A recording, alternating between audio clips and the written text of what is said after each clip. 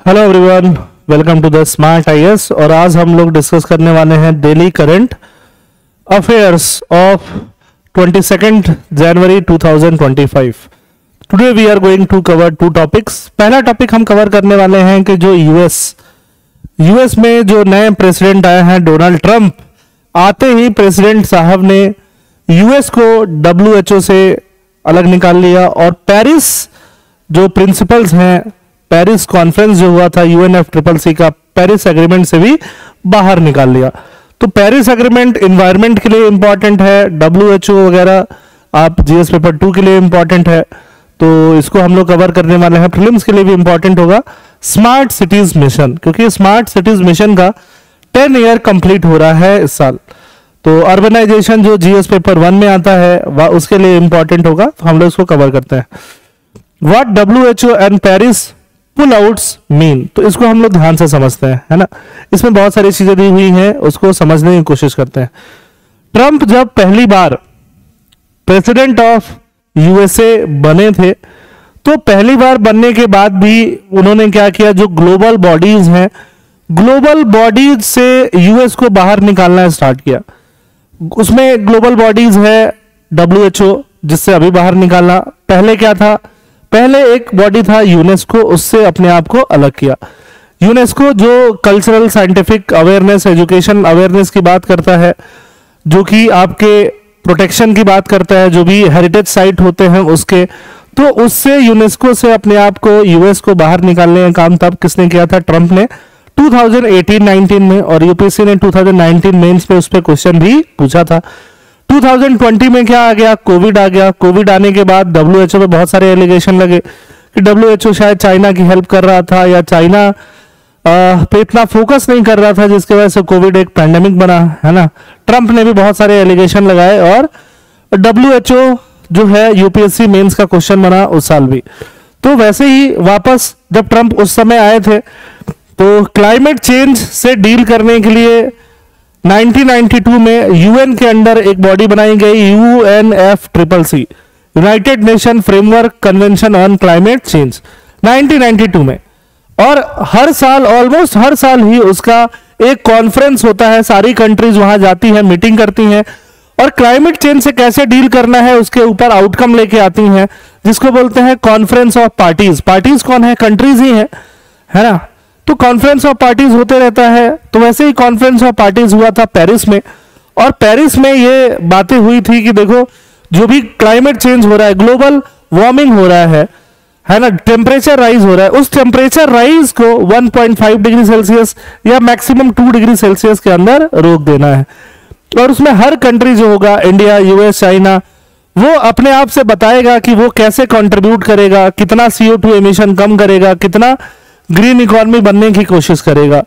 और जो developed country थे, डेवलप्ड कंट्री पे दारोमदार ज्यादा था, क्योंकि डेवलप्ड कंट्री ही इंडस्ट्रियलाइज थे 18th सेंचुरी, 19th सेंचुरी, जिनकी वजह से इतना ग्लोबल वार्मिंग हुआ। तो यूएस पे और जो भी डेवलप्ड कंट्री है उन पे कंट्रीब्यूशन ज्यादा था। जब ट्रंप प्रेसिडेंट बने तो उन्होंने बोला कि I am not the president of Paris, I am the president of Pennsylvania. मतलब पेंसिल्वेनिया यूएस का एक पार्ट है। तो पेरिस प्रिंसिपल से अपने आप को अलग कर लिया। फिर वापस जो बिडेन बने, जो बिडेन वापस यूएस को पेरिस उसके साथ लेके आए, कन्वेंशन के साथ लेके आए कि नहीं, क्लाइमेट चेंज में यूएस भी अपना पार्टिसिपेशन देता रहेगा। फिर वापस से ट्रंप आए, आते ही पेरिस से पुल आउट कर लिया और डब्ल्यूएचओ से भी पुल आउट कर लिया। US president Donald Trump signed an executive order to withdraw from the World Health Organization and Paris agreement. Paris principle नहीं, उसको पेरिस अग्रीमेंट बोलते हैं। पेरिस में बहुत सारे डील साइन हुए हैं और इसको स्पेसिफिकली हम क्या बोलते हैं, पेरिस अग्रीमेंट बोलते हैं। डब्ल्यूएचओ के बारे में यहाँ सारी डिटेल्स है। हमें क्या सारी डिटेल जाननी है, बहुत सारी तो नहीं जाननी है। मेंबरशिप जरूर जान सकते हो। अभी तक यूएस होने तक इसके 194 मेंबर थे, 193 कंट्रीज प्लस ताइवान। ताइवान जो जिसको यूनाइटेड नेशन एक फुल कंट्री नहीं मानता, वो भी इसका मेंबर है। डब्ल्यूएचओ को 1948 में स्टैब्लिश किया गया था as a specialised agency of United Nation. United Nation की बहुत सारी स्पेशलाइज्ड एजेंसी हैं जो अलग अलग फील्ड में काम करती हैं। क्लियर बात है कि डब्ल्यूएचओ किस फील्ड में काम करता है, हेल्थ के फील्ड में काम करता है। डब्ल्यूएचओ के रीजनल ऑफिसेज भी हैं अलग अलग जगह, अफ्रीका, अमेरिका, वेस्टर्न पैसिफिक, सब जगह अलग अलग रीजन्स में इसके रीजनल ऑफिसेज भी हैं। WHO मीटिंग करता रहता है। WHO और क्या काम करता रहता है, फंडिंग कैसे होती है WHO में, तो जो भी मेंबर कंट्री हैं वो कुछ कंट्रीब्यूट करते हैं, असेस्ड कंट्रीब्यूशन है ना। These are the dues countries pay in order to be member of the organisation. अगर ऑर्गेनाइजेशन का मेंबर है तो organisation is providing some global good, मतलब वर्ल्ड के लिए कुछ ऑर्गेनाइजेशन कर रहा है तो उसके लिए फीस देना पड़ेगा, मेंबर बनने के लिए वो कंट्रीज देती हैं, उससे WHO को पैसा मिलता है। उसके अलावा वॉलंटरी कंट्रीब्यूशन, किसी के पास और ज्यादा है और ज्यादा दे सकता है। It is from member state और from other partners like UN organisation, जो कि वॉलंटरी कंट्रीब्यूशन भी दे सकते हैं। WHO किन किन चीजों पे काम करता है, हेल्थ वर्कफोर्स, एसेंशियल मेडिसिन है ना, कि बहुत सारे मेडिसिन है जो एसेंशियल्स है लोगों के हेल्थ को मेंटेन रखने के लिए, गवर्नेंस, हेल्थ फाइनेंसिंग, इन सब सारी चीजों पे WHO काम करता रहता है। ये इसके कोर फंक्शंस है WHO को। डिजीज इरेडिकेशन की बात करें तो स्मॉल पॉक्स और पोलियो इरेडिकेट करने में WHO का एक बहुत इंपॉर्टेंट रोल रहा है। कम्युनिकेबल डिजीज जो है मलेरिया, ट्यूबरक्लोसिस है ना, इनको HIV एड्स वगैरह इनको कम करने में भी, कंट्रोल करने में भी बहुत की इंपॉर्टेंट रोल रहा है WHO का। तो ये सब WHO के रोल रहे हैं जो हमें पता है। WHO contribution towards improving global health, तो एसेंशियल मेडिसिन के ऊपर काम करता है।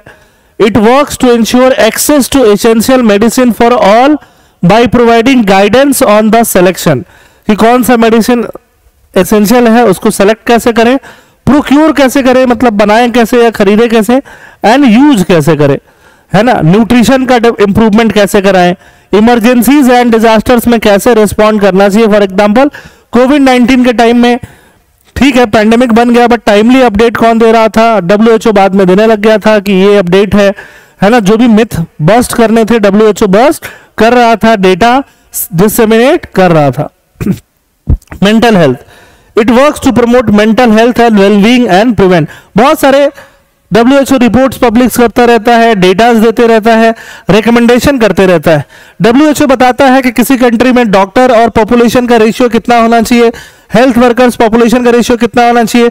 WHO बहुत सारे स्टैंडर्ड्स लेके आता है ना। फॉर एग्जांपल आप ORS लेते हो, ORS पीते हो, तो WHO उसको सर्टिफाई करता है कि नहीं करता है, उसमें क्या क्या चीजें ORS में होनी चाहिए, ये सारा काम WHO आपके लिए करते रहता है। Areas of work under India WHO partnership, disease control, tuberculosis, malaria, AIDS, सबके लिए WHO इंडिया के साथ मिलकर काम इंडिया में कर रहा है। तो ये बहुत सारी चीजें हैं। ट्रेडिशनल मेडिसिन के डायरेक्शन में WHO is working with India to promote safe and effective use of traditional medicine, जो भी आयुर्वेदा से हो मेडिसिन, सिद्धा से हो, यूनानी से हो, होम्योपैथी से हो, उनको हम क्या बोल सकते हैं, traditional medicine. Non communicable disease जैसे फॉर एग्जांपल हाइपरटेंशन हो गया, जिसको हम BP बोलते हैं, ब्लड प्रेशर है ना, और डायबिटीज वगैरह को कंट्रोल कैसे करना है, कैंसर्स को, उसके लिए भी WHO क्या कर रहा है, इंडिया के साथ वर्क कर रहा है। तो इंडिया और WHO का भी बहुत सारा काम है। क्रिटिसिज्म क्या है, क्रिटिसिज्म WHO का है कि कोविड को पैंडेमिक बनने से रोक नहीं पाया, टाइमली रिस्पॉन्स नहीं दे पाया, और क्या है, inefficiency. WHO is slow to respond to health crisis due to its bureaucratic structure and lack of resources. WHO के पास पैसा कम है, पॉलिटिकल इंटरफेरेंस वहां पे चाइना का बहुत ज्यादा था, ट्रांसपेरेंसी से काम नहीं कर पाता, और बहुत सारी छोटी कंट्रीज का रिप्रेजेंटेशन नहीं है। तो ये है जो WHO के अंदर कमी है, शॉर्टकमिंग्स है, या WHO का क्रिटिसिज्म है जो आपको जानना चाहिए मेंस में लिखने के लिए। अब अगर WHO से पुल आउट हो जाता है USA, तो फंडिंग गैप, US के पास बहुत पैसा है, वर्ल्ड का सबसे बड़ा इकोनॉमी है, तो बहुत पैसा देता है, अप्रॉक्स $450 मिलियन एनुअली जो है वो WHO को शायद नहीं मिल पाएगा जो US देता है। Global health leadership, absence of the US from the WHO could diminish its role in global health leadership। WHO का रोल ही कम होने लगेगा, पैंडेमिक का रिस्पॉन्स भी और पहले से खराब होने लगेगा, है ना, क्योंकि obviously US is technologically superior है, मेडिसिन वाइज सुपीरियर है, पैसे वाइज सुपीरियर है, हर चीज वाइज USA क्या है, सुपीरियर है। और वही बात हम पेरिस क्लाइमेट एग्रीमेंट के लिए भी बोल सकते हैं, है ना, कि पेरिस क्लाइमेट एग्रीमेंट जो है, जहां पे डेवलप्ड कंट्री को पैसा देना था, वहां से US पीछे हट गया, वापस से बोला कि नहीं नहीं हम अब पैसा वैसा नहीं देंगे, पेरिस एग्रीमेंट से हम लोग पीछे हटते हैं, ठीक है, जो क्लाइमेट चेंज से रिलेटेड है। तो ये सारी चीजें हैं पेरिस एग्रीमेंट के बारे में। मैंने अभी आपको बहुत सारी चीजें बताया कि पेरिस एग्रीमेंट के बाद में इंडिया ने एक पंचामृत प्रिंसिपल लेके आया, पेरिस के बाद में लेके आया कि पंचामृत में इंडिया क्या क्या काम करेगा। 2070 तक हम लोग net zero carbon emission country का टैग अचीव करेंगे। 2030 तक India will reduce the carbon intensity, जितना कार्बन हम प्रोड्यूस करते हैं उसका इंटेंसिटी 45% घटा देंगे, है ना। कार्बन एमिशन को 1 बिलियन टन से घटा देंगे 2030 तक, और 50% रिन्यूएबल एनर्जी से ही हम अपना काम चलाएंगे 2030 तक। 500 गीगावाट और ज्यादा नॉन फॉसिल एनर्जी कैपेसिटी बढ़ाएंगे 2030 तक। ये हमने पेरिस के बाद हमने इसको डिसाइड किया। पहले पेरिस के टाइम पे हमने ये टारगेट डिसाइड किया था, उसको बाद में और ज्यादा हमने इंप्रूव किया। पेरिस के टाइम पे ये हुआ था नेशनली डिटरमाइंड कंट्रीब्यूशन, एनडीसी। हर कंट्री अपने से खुद से बोलो कि तुम क्या कंट्रीब्यूट करोगे क्लाइमेट चेंज को कम करने के लिए, है ना। यूएस का एब्सोल्यूट एमिशन इतना उसको कम करना था, अभी भी मे भी वो एमिशन अपना कम करे, बट पेरिस एग्रीमेंट से उसने खुद को बाहर कर लिया है। यूएस एक बहुत बड़ा कंट्री है, तो लॉस ऑफ लीडरशिप होगा, फंडिंग इंपैक्ट होगा, ग्लोबल एमिशन गोल जो है हैम्पर होंगे, है ना। The decision represented a shift toward domestic fuel interest over global environmental and climate priorities. तो वापस से वर्ल्ड के लिए एक बड़ा झटका जरूर है। रोल अहेड क्या है डब्ल्यूएचओ के लिए कि फंडिंग, प्राइवेट डोनर और फंडिंग के नए नए मैकेनिज्म ढूंढना। पेरिस के लिए क्या है, mobilise effort from other countries to compensate from the US exit. India का रोल क्या है, advocate for global health and climate equity, है ना। इंडिया को लीड बाय एग्जांपल करते रहना चाहिए। ये देखो 2020 का मेंस का क्वेश्चन जो किसके लिए पूछा गया, डब्ल्यूएचओ के लिए पूछा गया है। और 2016 में एक प्रीलिम्स रिलेटेड क्वेश्चन है, क्योंकि पेरिस 2015 में हुआ था, नवंबर दिसंबर में होता है, 16 में यूपीएससी ने पूछा सिंपल सा question, intended nationally determined contribution क्या है ना। देखो कितना अच्छा क्वेश्चन, कितना आसान क्वेश्चन था। Plan of action outline by countries of the world to combat climate change, बहुत सिंपल क्वेश्चन था। 2016 यूपीएससी सिविल सर्विसेज का कट ऑफ भी 116 था, है ना। लास्ट 10 इयर्स की बात करें, 12 इयर्स की बात करें, तो one of the highest cut off उसी साल था, क्योंकि क्वेश्चन ऐसे लल्लू पंजू से थे। अब अगर यूपीएससी क्वेश्चन पूछता है और डिटेल में अंदर घुस के पूछता है, तो हमें डिटेल में पता होना चाहिए। फिर 2016 में देखो दूसरा क्वेश्चन भी पेरिस से रिलेटेड था, ठीक है। इसका भी आंसर आप आराम से कर सकते हो, ठीक। स्मार्ट सिटीज, जब बीजेपी गवर्नमेंट में आई थी 2014 में, तो 2015 में बीजेपी ने क्या लॉन्च किया, स्मार्ट सिटी मिशन लॉन्च किया। सिटीज क्या होने चाहिए, स्मार्ट। एक्चुअली में हर कुछ क्या होना चाहिए, स्मार्ट, है ना। फॉर एग्जांपल स्मार्ट आईएएस, ठीक है। तो स्मार्ट सिटी में काम कुछ खास हो नहीं पाया। स्मार्ट सिटी कैसे स्मार्ट बनेगा, जो आपका सिटी में क्या होना चाहिए, ट्रैफिक कंट्रोल, एक बेहतरीन ट्रैफिक कंट्रोल होना चाहिए। ऐसा ट्रैफिक कंट्रोल होना चाहिए कि सिटीज में जाम नहीं लगे, अर्बन मोबिलिटी स्मूथ रहे, है ना। उसके लिए भले ही आपको मेट्रो लगाना है लगाओ, बसेस लगाना है लगाओ, लेके आना है लगाओ। बसेस भी वैसी जो पॉल्यूशन नहीं करती हूं, है ना।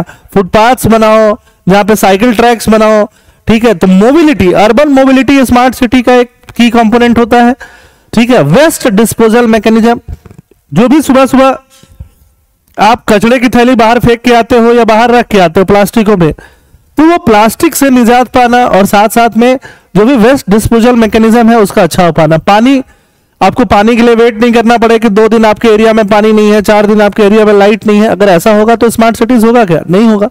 यूज ऑफ टेक्नोलॉजी, जितना टेक्नोलॉजी का यूज किया जाएगा उस टाइम पे, है ना, डिजिटाइजेशन का, कि सिटीज के जो भी काम है वो इजिली हो जाए, तो हम उसको क्या बोलते हैं, स्मार्ट सिटी मिशन। वही था कि 100 ऐसे सिटीज बनाए जाएंगे, और 100 सिटीज जब बन जाएंगे तो बाकी सिटीज को भी वैसे डेवलप किया जा सकता है, ठीक है। ये था स्मार्ट सिटी। स्मार्ट सिटी में मोबिलिटी कैसी होगी, स्मार्ट मोबिलिटी मतलब जिसमें ICT, information communication technology use होगा पूरा ट्रैफिक कंट्रोल के लिए। पीपल स्मार्ट होंगे, स्मार्ट इकोनॉमी उस सिटी का होना चाहिए, एनवायरमेंट वहां पे ग्रीन स्पेसेस होने चाहिए, पार्क वगैरह। स्मार्ट गवर्नमेंट भी डिजिटाइजेशन वगैरह यूज करे। तो ये सब सारा मिशन था स्मार्ट सिटी के अंदर। स्मार्ट सिटी एक सेंट्रली स्पॉन्सर्ड स्कीम था, मतलब कुछ पैसा स्टेट गवर्नमेंट को भी खर्च करना पड़ता, कुछ पैसा सेंट्रल गवर्नमेंट खर्च करती, to improve the quality of life of citizen, ठीक है। अगर हम स्मार्ट सिटी के कंपोनेंट की बात करें, है ना, तो रीडेवलपमेंट, जो एग्जिस्टिंग इंफ्रास्ट्रक्चर था उसको रीडेवलप करना। फॉर एग्जांपल मुंबई का भिंडी बाजार, रेट्रोफिटिंग, पुराने मॉडल्स को वापस ऐसा बनाना कि रेट्रोफिटिंग हो जाए, ठीक है, ब्रिजेस वगैरह और ऐसी चीजें। लोकल एरिया डेवलपमेंट अहमदाबाद का, ये सब कुछ एग्जाम्पल है, और नए नए प्रोजेक्ट्स भी लेके आना। तो जैसे कि बहुत सारे सिटीज हैं वर्ल्ड में जिसको हम स्मार्ट सिटी बोल सकते हैं, क्योटो वगैरह, है ना, तो वैसा सिटी इंडिया में 100 बनाने की कोशिश की जा रही थी, ठीक है। करंट स्टेटस क्या है? As of December 2024 91% of total project under the smart city mission have been completed. क्योंकि अब आपको लगता है कि बहुत सारी चीजें तो ऐसी हुई गई हैं, भले ट्रैफिक कंट्रोल उस हिसाब से नहीं हो रहा, बट 2015 में जो ड्रीम किया गया था वो अब जाके थोड़ा बहुत अचीव होते हुए दिख रहा था। डेटा के हिसाब से 91% अचीव हो गया है। Technological integration, all 100 smart cities have established integrated command and control centre. Her cities में इंटीग्रेटेड कमांड एंड कंट्रोल है, डेटा एनालिटिक्स होता रहता है, एआई का यूज होता रहता है ना। अर्बन सर्विसेज को, अर्बन सर्विसेज क्या है? पानी, बिजली, है ना, ट्रैफिक, ठीक है, वेस्ट डिस्पोजल, उनको इफेक्टिवली मैनेज किया जा रहा है। कोविड-19 में भी काफी क्रूशियल रोल प्ले किया था स्मार्ट सिटीज का प्रमोशन ने। पब्लिक सेफ्टी को इनहांस करके बहुत सारा सीसीटीवी लगाना, ये सब भी आपका स्मार्ट सिटी के अंदर आता है। Solid waste management, the mission has improved solid waste management practices in 66 cities through technology integration enhancing efficiency. Mobility improvement, development of smart road and cycle track has been a significant focus. Over 17-14 kilometer of road constructed or improved under the mission. तो this is all about smart city. बाकी ये tables है, आप इसको पढ़ना चाहो तो पढ़ सकते हो, ठीक है। बाकी और कुछ खास बात नहीं है, रिकमेंडेशन है कि और क्या किया जा सकता है स्मार्ट सिटीज के लिए। Appoint a dedicated CEO with a fixed tenure to oversee mission. Mission को ओवरसी करने के लिए एक सीईओ लेके आओ, एक्सपर्ट्स लेके आओ, है ना, अलग अलग एक्सपर्ट, अलग अलग स्टेक होल्डर लेके आओ। प्रोजेक्ट्स को प्रायोरिटाइज करना चाहिए, किस सिटी में कौन सा प्रोजेक्ट पहले हो। अर्बन लोकल बॉडीज, जो म्यूनिसिपालिटीज, म्यूनिसिपल कॉर्पोरेशन, उनको और ज्यादा स्ट्रेंथन करने की जरूरत है, उनको और ज्यादा फाइनेंशियल कैपेसिटी बढ़ाने की जरूरत है। And focus on timely completion. हमेशा कहां पीछे रह जाती है इंडिया और इंडियन गवर्नमेंट? टाइमली कंप्लीट हम लोग नहीं कर पाते, प्रॉमिस बहुत बहुत कर देते हैं लेकिन कंप्लीशन नहीं हो पाता है। देखो 15 का प्रोजेक्ट है, 16 में यूपीएससी के question, what are smart cities, examine their relevance for urban development in India, will it increase rural urban difference, क्या इससे रूरल अर्बन डिफरेंस बढ़ेगा। Give arguments for smart village in the light of PURA and urban. PURA और urban mission भी हुआ करते थे, जो इसमें नहीं है। इसमें हमने क्या पढ़ा? स्मार्ट सिटीज के बारे में डिटेल में पढ़ा। तो आई होप आपको समझ में आया होगा। और अर्बनाइजेशन में स्मार्ट सिटी हमेशा एक इंपॉर्टेंट मुद्दा रहेगा। 10 साल के बाद स्मार्ट सिटीज किस पैमाने पे है उसके हिसाब से न्यूज आया था, और इस पे बेस्ड प्रीलिम्स और मेंस दोनों का क्वेश्चन बन सकता है। थैंक यू, जय हिंद।